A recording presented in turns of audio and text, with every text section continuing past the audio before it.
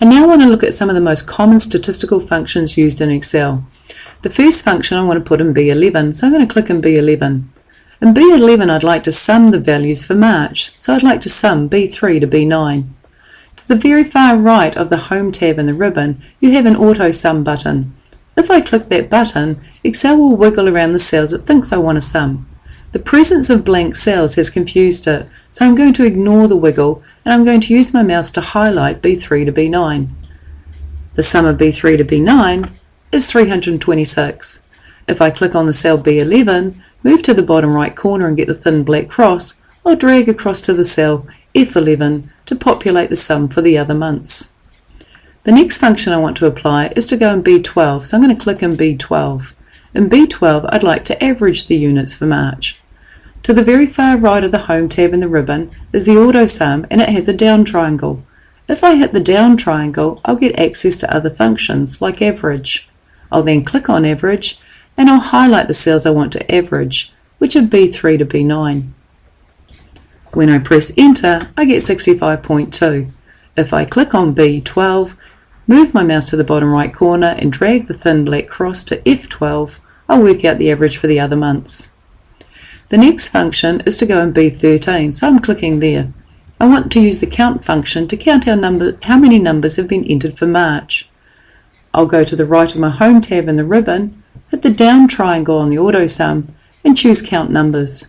Count Numbers gives me the count function. I don't want to count B11 to B12, so I'll highlight B3 to B9. When I press enter, the count of B3 to B9 is 5. There are 5 numbers for March. I'll click on B13, move my mouse to the bottom right corner and drag the thin black cross to F13. In B14 I want to do another count, but this time I don't want to count for each month, hence why there's only one blue box. I actually want to count the number of employees, so I'm wanting to count A3 to A9. I can't use the count function. The count function only counts numbers. So I click in B14, I hit the down triangle button to the right of the Auto Sum and I go into More Functions because what I want is not listed here. When I click More Functions, I'm automatically taken into the category Most Recently Used. I'd like you to hit this drop down and change Most Recently Used to All. Now in this list I can see all the functions in Excel and there's a lot of them. What I'm looking for is Count A. When I click on Count A, the description here explains that this counts the number of cells in a range that are not empty. So it's not concerned about whether they contain numbers or text or dates, it's just counting all the cells that are not empty, as opposed to the earlier function we used, which only counts numbers. So click on Count A and then click OK. What I then want to do is choose the range that I want to apply it to, and I can see Sue Jones to Steve. So I'm going to drag from A3 to A9. The formula result is shown in the bottom left. It's telling me that there are 7 employees, and when I go OK, that's the result I see in B14. When I look up in the formula bar, the Count A function has been applied to A3 to A9. The next function is to go in B15, so I'll click on B15. I want to find the maximum value for March, that is, the largest value for March.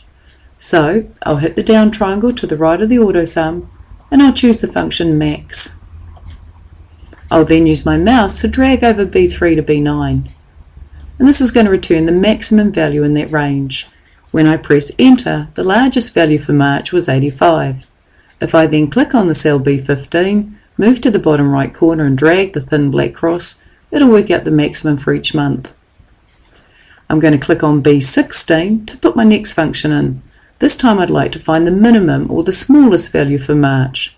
So I go to the right of the Home tab in the ribbon, hit the down triangle on the Auto Sum, and I'm going to choose the last function in this list, which is min. I want to find the minimum of B3 to B9, so I drag with my mouse. The minimum of B3 to B9, i.e. the smallest value, for March is 45, and then I'll use my thin black cross to drag that to the right. The last function in B17 is to find the most common or frequently occurring value across the entire range of data, across B3 to F9. For this I use a function called mode. To the right of the Home tab in the ribbon, I'm going to hit the triangle to the right of AutoSum, and we've used all of these functions, and so we're now going into More Functions. When I go into More Functions, I can see I'm in the category All, and I click in this big list here. The reason I'm clicking in here is I'm now going to press M for Mode, and that'll save me a lot of scrolling. When I press M, I'm taken down to the first function that begins with M, which is Match, and then I'll scroll down from there looking for Mode. When I click on the Mode function, it basically explains to me this returns the most frequently occurring or repetitive value in a range of data, so I'll click OK.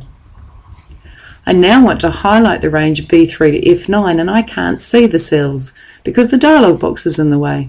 I could drag this dialog box by its title and put it down here so I can take a clean swing and drag over B3 to F9.